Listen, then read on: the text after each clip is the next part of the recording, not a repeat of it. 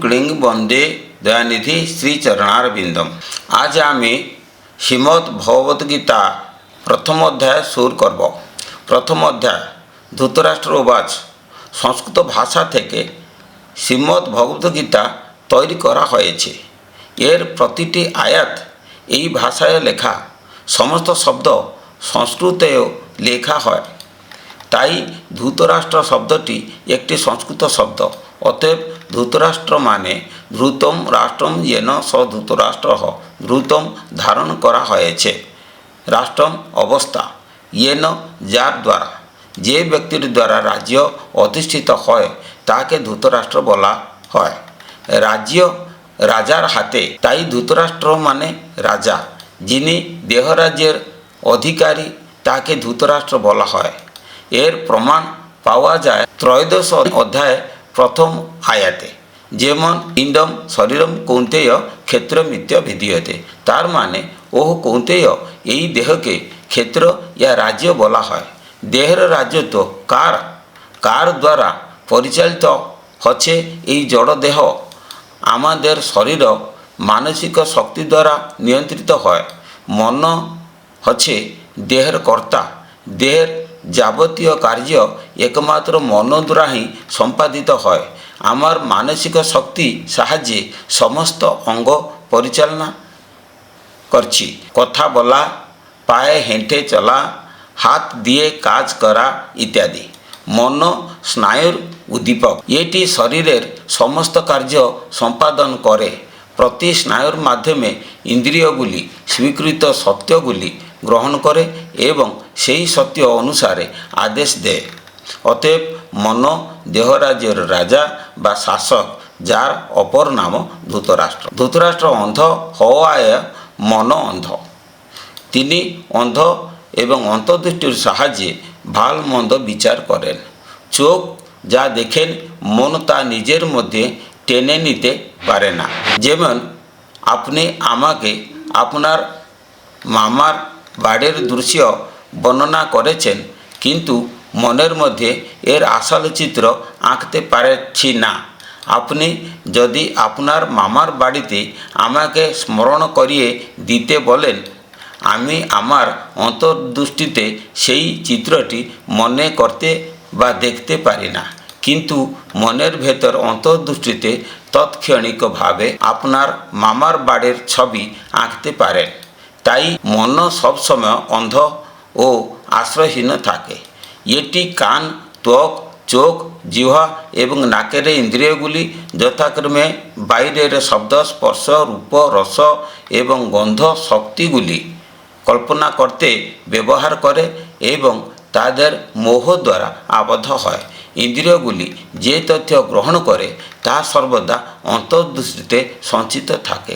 অন্তর্দৃষ্টি মানে বুদ্ধি ইয়া অভিজ্ঞতার শক্তি। বুদ্ধির সাহায্যে মন ভালো মন্দ কল্পনা করে। ভক্ত যখন দেহের শৃঙ্খল থেকে মুক্তি পেতে চেষ্টা করেন, তখন প্রশ্ন পায়। তিনি নিজেকে প্রশ্ন করেন এবং শরীরের কার্যকারিতা জানার জন্য অন্তর্দৃষ্টিগুলি অন্বেষণ করেন। অন্তর্দৃষ্টি রাজা মনের মন্ত্রী। তিনি তাকে শরীরের সমস্ত ঘটনা ব্যাখ্যা করেন। শ্লোক: ধর্মক্ষেত্রে কুরুক্ষেত্রে সমবেতা যুজুৎসবঃ মামকাঃ পাণ্ডবাশ্চৈব কিম কুর্বত সঞ্জয়।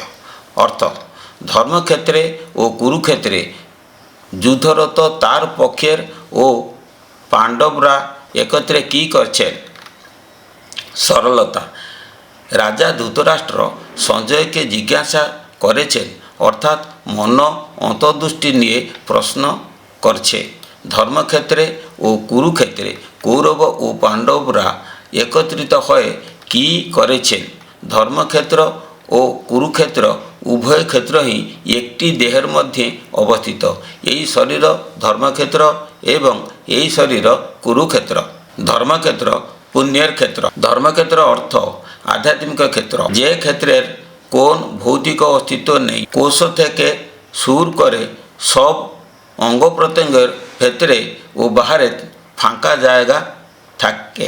আমাদের শরীরে ফাঁকা জায়গা শরীরকে এমনভাবে ধরে রাখে যে পানিতে বরফ থাকে। সমস্ত আধ্যাত্মিক কার্য শূন্যের সচেতন শক্তি দ্বারা সম্পাদিত হয়। শূন্যের সচেতন প্রকৃতি দ্বারা দেহ অনুকূল দিকে চলে। শরীরের সঙ্গে ফাঁকা স্থানের কোনো সম্পর্ক নেই, কিন্তু ফাঁকা স্থানের সঙ্গে শরীরের একটা সম্পর্ক আছে। ফাঁকা স্থানটি দেহের সাথে সম্পর্কিত না এবং দেহটি ফাঁকা স্থানের সাথে সম্পর্কিত আছে। মহাকাশ থেকে যে সচেতন শক্তি প্রকাশ পাচ্ছে তা যন্ত্রের মতো শরীরকে পরিচালনা করছে। পুরুষ ও প্রকৃতি ফাঁকা স্থানে বাস। পুরুষ হল জ্ঞান বা সচেতন আলো এবং প্রকৃতি হল ইচ্ছা শক্তি বা সচেতন রশ্মি। প্রকৃতি সূর্যের আলো রশ্মির মতো। পুরুষের প্রকৃতি উভয়ই দেহের মধ্যে মহাকাশে বিদ্যমান প্রাণীকে প্রভাবিত করে। জ্ঞানের শক্তি শূন্যতা থেকে জাগ্রত হয় এবং ইচ্ছা শক্তির দ্বারা জড় দেহকে জীবন্ত করে তোলে। এজন্য ফাঁকা মাঠকে বলা হয় ধর্মক্ষেত্র, কুরুক্ষেত্র ইয়া কর্মক্ষেত্র। শূন্যতা সর্বদা ধ্রুবক এবং এর মধ্যে জ্ঞান এবং ইচ্ছা শক্তি নিষ্ক্রিয়।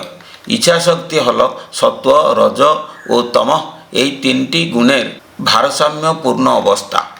পুরুষ ও প্রকৃতি যথাক্রমে একে অপরের সাথে একত্রিত হয়ে জ্ঞান ও ইচ্ছাশক্তি ভ্রূকুটির কেন্দ্রে বিদ্যমান।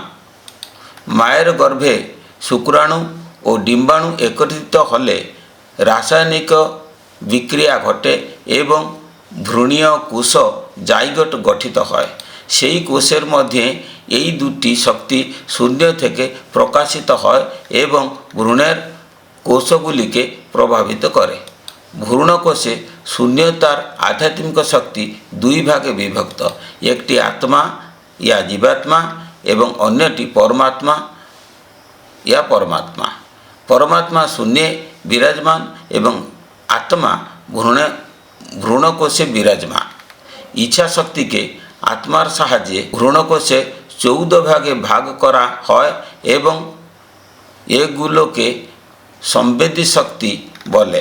সুতরাং ইচ্ছা শক্তি 14 কার্যক্ষমতা ইয়া ইন্দ্রিয় ক্ষমতার রূপান্তরিত হয়, যেমন 1 কল্পনা, 2 অনুভূতি, 3 বিচার, 4 গর্ব করা, 5 শ্রবণ শক্তি, 6 স্পর্শ করার অনুভূতি, 7 দেখা, 8 স্বাদ নেওয়া, 9 ঘ্রাণ নেওয়া, 10 কথা বলা, 11 নড়াচড়া করা, 12 স্পর্শ করা, 13 মলত্যাগ করা এবং 14 প্রস্রাব করা। এই শক্তিগুলি ভ্রূণের কোষগুলিকে সর্বদা সক্রিয় করে পুনরুজ্জীবিত করে। অতএব ভ্রূণকোষ যথাক্রমে পুরুষ ও প্রকৃতির ধর্মক্ষেত্র ইয়া কুরুক্ষেত্র ইয়া জ্ঞান ও ইচ্ছা শক্তি। ভ্রূণ যখন মায়ের গর্ভে থাকা অবস্থায় শিশুতে পরিণত হয় এবং পরে তা মাটিতে পতিত কোন প্রাণের দেহে পরিণত হয়, তখন তাকে কুরুক্ষেত্র বলা হয়। তাই এই দেহকে বলা হয় কুরুক্ষেত্র এবং এর মধ্যে যে শূন্যস্থান রয়েছে তাকে ধর্মক্ষেত্র বলা হয়। সমস্ত শারীরিক ক্রিয়া শারীরিক শরীরের মধ্যে সঞ্চালিত হয় এবং আধ্যাত্মিক কার্য স্থান মধ্যে সঞ্চালিত হয়। শরীর সবসময় সচল থাকে, তাই একে কুরুক্ষেত্র বলা হয়। ধর্মক্ষেত্র ও কুরুক্ষেত্র একই স্থানে একই সময়ে এবং দেহে একই সময়ে অবস্থিত, তাই দেহকে ধর্মক্ষেত্র ও কুরুক্ষেত্রও বলা হয়। এই দেহে 2 ধরনের প্রকৃতি পাওয়া যায়, একটি অনুকূল এবং অন্যটি প্রতিকূল প্রকৃতি। অহিংসা, ক্রোধহীনতা, জগতের প্রতি উদাসীনতা ইত্যাদি প্রকৃতিকে অনুকূল প্রকৃতি এবং হিংসা, ক্রোধ, কুটিলতা ইত্যাদি মন্দ প্রকৃতিকে প্রতিকূল প্রকৃতি বলা হয়। অনুকূল প্রকৃতি হল ইচ্ছা শক্তি যা শূন্যতা থেকে উদ্ভূত হয় এবং অনাহত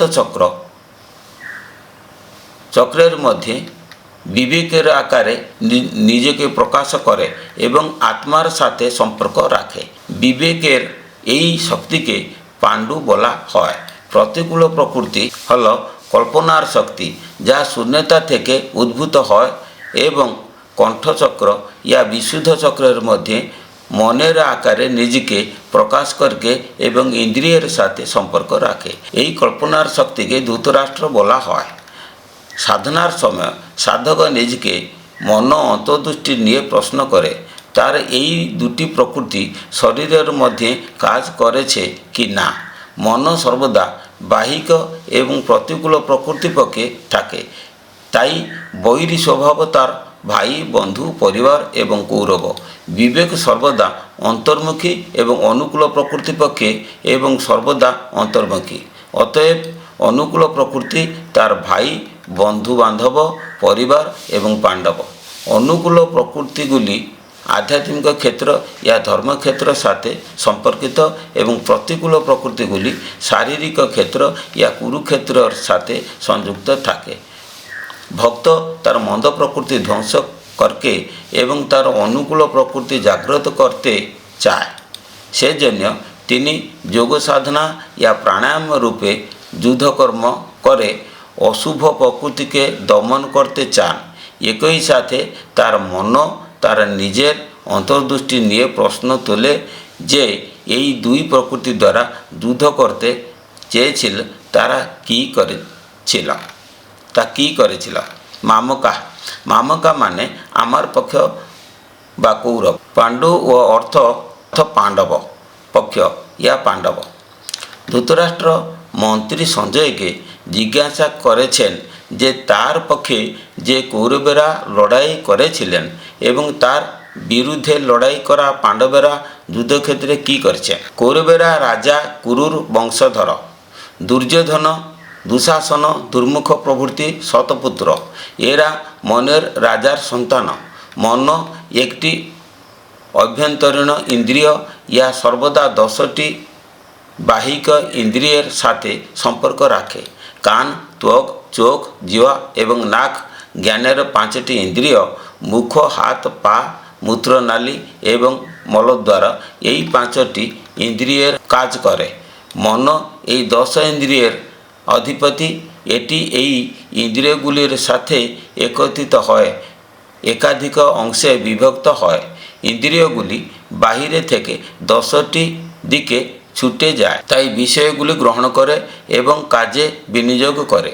পূর্ব, দক্ষিণ, পশ্চিম, উত্তর 4টি দিক, আয়েশান উত্তর পূর্ব, অগ্নি পূর্ব দক্ষিণ, নৈಋত দক্ষিণ পশ্চিম, বায়ু পশ্চিম উত্তর, 4টি কোণ, নিচে এবং শীর্ষ 2টি দিক। মন প্রত্যেক ইন্দ্রিয়ের দ্বারা 10 ভাগে বিভক্ত হইয়া বুদ্ধিকে 7 প্রকার তথ্য প্রেরণ করে। সুতরাং এই সত্যগুলি মনের শতপুত্র। তারা বৈরী প্রকৃতি, অসত্য ও অন্যায় আচরণ করে দেহরাজ্য ধ্বংস করতে চায়। পাণ্ডবাশ্চৈব, পাণ্ডু বল বিবেকের শক্তি। ন্যায় বিচারের ধারণাকে বিবেক বলা হয়। তিনি মনের ভাই। মন যখন ইন্দ্রিয় পরিত্যাগ করে অন্তর্মুখী হয়, সত্য ও ন্যায়ের বিচার করে, তখন তাকে বিবেক বলে। মন যখন ইন্দ্রিয়ের শক্তি থেকে মুখ ফিরিয়ে নেয় এবং অন্তর্দৃষ্টি হয়ে ওঠে, তখন এটি বিবেকের শক্তি হয়ে ওঠে এবং শূন্যতা আধ্যাত্মিক ক্ষেত্রের সাথে সম্পর্ক স্থাপন করে। সচেতন শক্তি বিবেকের শক্তিতে রূপান্তরিত হয় এবং বিভিন্ন অংশে প্রাণশক্তির ঘূর্ণিগতি হিসাবে প্রকাশিত হয়। মূলধর চক্র, নাভি মূলধর, স্বাধিষ্ঠান, নাভি, হৃদয় এবং ভোকাল কর্ড নামক 5টি চক্রাকার কেন্দ্রে বিবেকের শক্তি 5টি শক্তি হয়ে ওঠে। এই শক্তিগুলো বিবেকের সন্তান, তাই বিবেক শক্তি পাণ্ডুর ছেলে। তারা অনুকূল প্রকৃতি এবং সত্য ও ন্যায়ের অন্বেষণের মাধ্যমে দেহরাজ্য রক্ষা করতে চায়। কুন্তী পাণ্ডুর প্রথম স্ত্রী এবং মাদ্রী তার দ্বিতীয় স্ত্রী। এগুলি মূলধর থেকে ভোকাল চক্রে বায়ু প্রবাহের ক্ষেত্র। তাই এলাকাটি 2টি ভাগে বিভক্ত। একটি হল জীবনের ক্ষেত্র এবং অন্যটি জড় এলাকা। নাভি থেকে ভোকাল কার্ড কুন্তির স্থান এবং নাভি থেকে মূলধর মাদির স্থান। আগুন, বায়ু এবং আকাশ এই তিনটি উপাদান জীবনের ক্ষেত্রে বিদ্যমান। এরা কুন্তির ছেলে। এইভাবে জল এবং পৃথিবী দুটি উপাদান জড়ের ক্ষেত্রে বিদ্যমান। এরা মাদির ছেলে। সুতরাং যুধিষ্ঠির হল আকাশের গুণ, ভীম হল বায়ুর গুণ, অর্জুন হল আগুনের গুণ, নকুল হল জলের গুণ এবং সহদেব হল পৃথিবীর গুণ। এগুলি যথাক্রমে মূলধর চক্রের কণ্ঠচক্রে বিদ্যমান।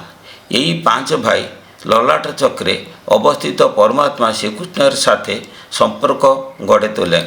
রাজা ধৃতরাষ্ট্র মন্ত্রী সঞ্জয়কে এই 2 পুত্রদের যুদ্ধকর্ম সম্পর্কে চাইছেন। সঞ্জয় বলল। সঞ্জয় শব্দগুলো বিশ্লেষণ করে সম্যক জয়তি ইতি সঞ্জয়। তিনি অন্যের উপর সম্পূর্ণরূপে বিজয়ী হন বা যিনি অন্যের উপর সম্পূর্ণরূপে বিজয়ী হন বা যিনি সর্বদা ন্যায় দৃষ্টিভঙ্গি দেখেন তাকে সঞ্জয় বলা হয়। প্রাণীটি চোখে যে দৃশ্য দেখে তা ঠিক দৃশ্য নয়। হরিণে মরীচিকাতে জলের উপস্থিত নিজের চোখে দেখা যায় এবং ছুটে যায় তার কাছে, তবে এটি প্রকৃত পানি নয়। এইভাবে আমরা আমাদের চোখে যা দেখি তা বাস্তব দৃশ্য নয়। অন্তর্দৃষ্টিতে বুদ্ধিমত্তার দ্বারা আসল দৃশ্যটি অর্জন করা হয়। অন্তর্দৃষ্টি 2টি অংশে বিভক্ত, একটি স্থূল দৃষ্টি এবং অন্যটি সূক্ষ্ম দৃষ্টি ইয়া ঐশ্বরিক দর্শন।